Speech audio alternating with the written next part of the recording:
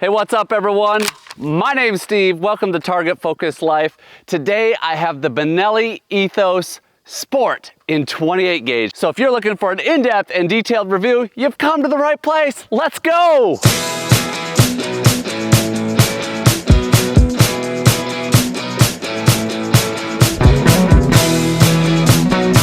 Now, I've had several viewers suggest that I do a review on the Benelli Ethos. Now, a lot of you didn't suggest a gauge. So when I was in Reed's recently, I was looking at the shotguns and I saw the 28 gauge and I just had to have it. I had to have the 28 gauge. So hopefully you're here for a 28 gauge. If you're not, still a lot of the things are gonna be the same. So stick around. I'm gonna go through a lot of different segments. If you're interested in a specific segment, whether it's recoil, reliability, speed shooting, the specs, you can check that down below in the description and jump right to the spot that you wanna see. The intended use of the Ethos Sport is sport shooting, clay shooting, and it's also versatile enough for some upland, pheasant, dove, things like that. I picked up the Sport because it has a raised rib. I much prefer raised ribs. Some of the field versions have flat ribs, and then I found out that this carbon fiber rib is actually replaceable.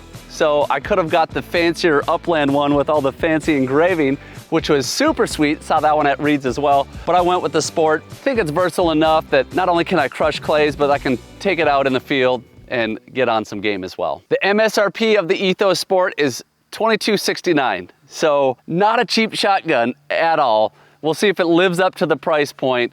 I can tell you when I grabbed it, the first thing I thought is, wow, this is a beautiful shotgun. We'll get more into the ergonomics, all that. I'm not gonna go over it now, but definitely unique. And I found this one at Reed's for $19.99, so well below MSRP. So diving into the specs of the Ethos Sport, like I mentioned, this is a 28 gauge shotgun. It does have a 3-inch chamber, so you can shoot either 2 3/4 or 3-inch. Of course, like most Benellis, it is inertia operated. And as far as the weight, that's one thing you notice right away when you pick this up. You're like, this is a shotgun? Holy cows, it is light. Coming in at 5 pounds, 6.4 ounces, it feels super light in the hands. The length of pull is 14 3/4 inches, with a drop at comb at 1.5 inches and drop at heel at 2 1/4. Now the cool thing about the Ethos Sport is it comes with 5 extended chokes, from cylinder, improved cylinder, modified, improved modified, and full. Now you don't find the trigger weights on manufacturers' websites usually, so the first thing I like to look at is the feel of the trigger. Okay, a little travel, not a lot, just a little bit there. Nice clean break, feels pretty good. It's under 6 pounds, but let's get out the trigger scale. 5 pounds, 10.2 ounces. We'll get an average here, we'll pull it 3-4 times. 5 pounds, 13.8 ounces, it's approaching 6. 5 pounds, 14 ounces. Average is 5 pounds, 12.7 ounces. So it's not the lightest of triggers. It's not super heavy. Anything between 5 and 6 is generally pretty good. True test is gonna come in speed shooting. That's when I really notice triggers, if it's a good trigger or not so good. Now, one last thing I do want to mention on specs, I did talk about the drop at comb, the drop at heel. It does come with shim kits, so you can put shims in here to adjust your drop at comb, drop at heel, and cast as well to make it fit you a little bit better. Now, I don't believe you can replace the butt pad, which means you're sort of stuck with the length of pull that you have, but that's what you got. So let's jump in now to ergonomics. Ergonomics are the feel, the function, the finish, the controls, and I just get excited when looking at this shotgun, when holding this shotgun, because as far as ergonomics, it feels great in the hand. The forend, absolutely love the way it feels. If you look here at the forend, this isn't straight all the way through. You know, some forends, they'll come up and they'll curve in at the top, but then they run that all the way back. This is curved at the top, but it actually flares a little bit right here. And when you get your hand up in there, I just love the way it feels. And if you like to point your finger like I do when I'm shooting clays, I like to point my finger. It's just got a great grip for that. When it comes to the stock, the pistol grip isn't overly small. I would say it's just really comfortable. I like the angle to it to get onto the trigger. That just feels really natural to have my finger on the trigger. Now there's a lot of guns out there that feel good like this, and then when I go like this and get on the trigger, it's a reach. It's kind of hard to get to. This gun's not that at all. So ergonomics, how it's fitting in the hands, so far, so good. Obviously, you can look at the controls here, see the charging handle is nice and big, easy to pull back. The bolt release, super easy as well. The safety, nothing fancy. That might be the only nothing fancy on this shotgun. The safety is just a plain Jane crossbolt safety on the back of the trigger, so at least I like that. I always prefer my safeties here, not reaching to the forward side of the trigger. This Benelli has a progressive comfort stock, which is supposed to help reduce felt recoil, along with a ported barrel, which helps exhaust gases, supposed to reduce muzzle flip, reduce recoil, makes it a little bit louder for the guy standing next to you. Maybe you like that, maybe you don't. It does have this carbon fiber vented rib, which is extremely light, and it's replaceable, which I think is super cool.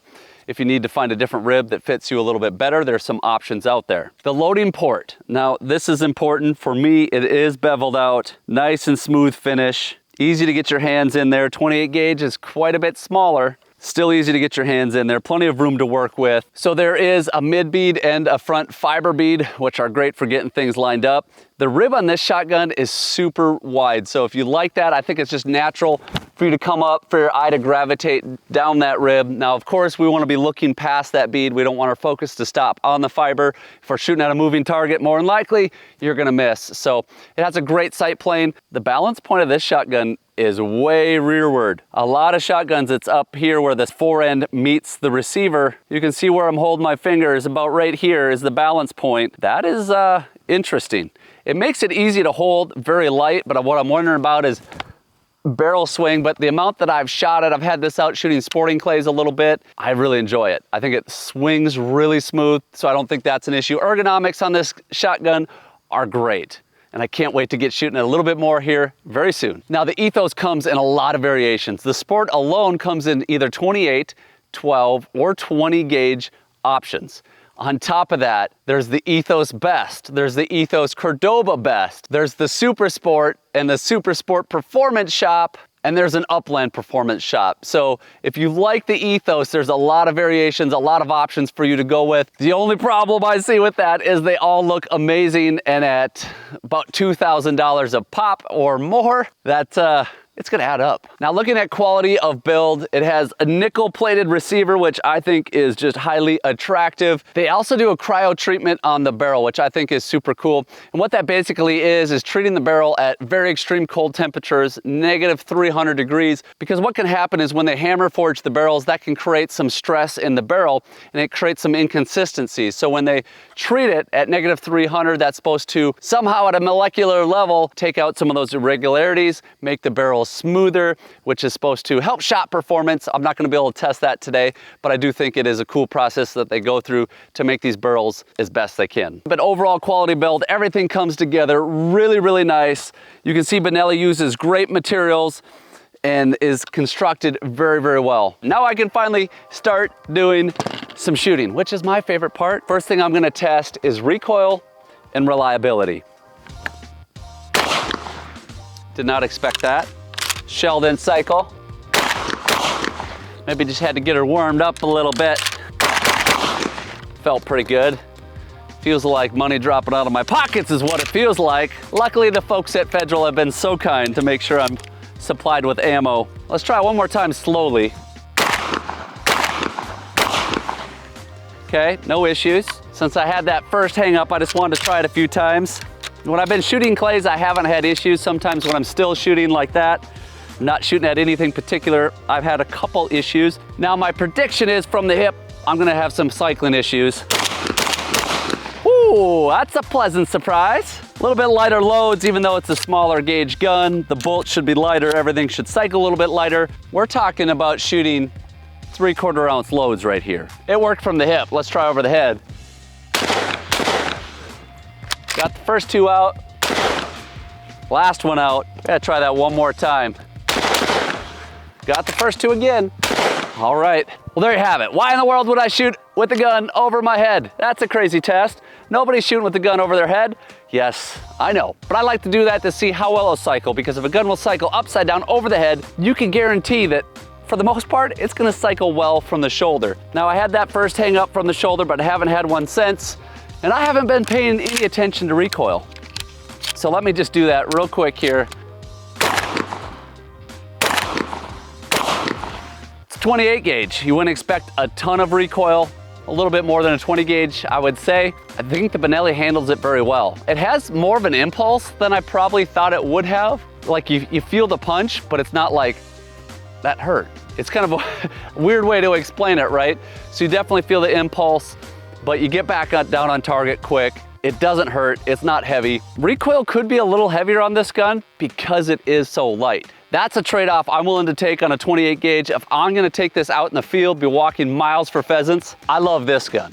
The difference between this and a gun that's 2 pounds heavier is gonna be night and day difference. So if it's got just a little bit more recoil, which is pretty insignificant on the 28 gauge, I will absolutely take it. Very comfortable to shoot. All right, let's break this Ethos Sport down.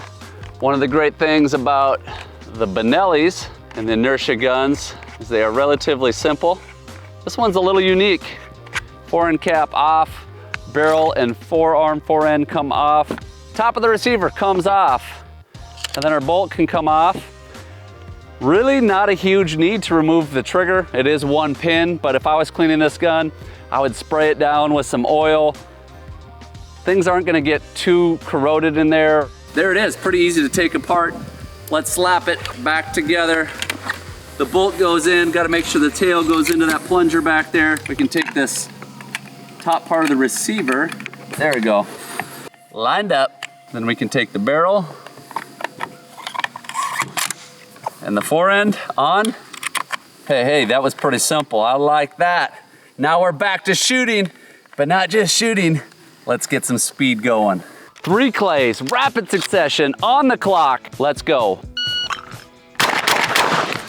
Got one on the clock. It is not impressive. 1.60, took me 1.05 seconds to get on.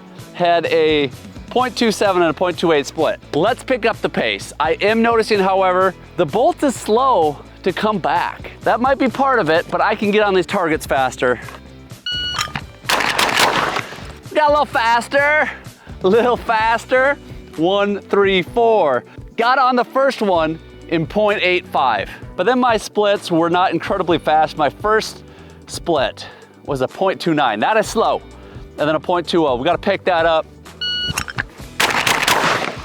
That's, I thought that would be my best score. I struggled a lot with this gun, to be honest with you, which surprises me because it feels great in the hands. It's so light. It was mounting up really nice. I was able to mount. The biggest issue I had with this gun was actually pulling the trigger, and then the amount of time it took for this bolt to travel back and reset. And that trigger on the initial trigger pulls was really stiff. I felt like I really had to jerk it, but when we pulled it on the trigger scale, it wasn't overly heavy. So I'm a little surprised by that, but I'm always fascinated when I get out here and I do the speed shooting.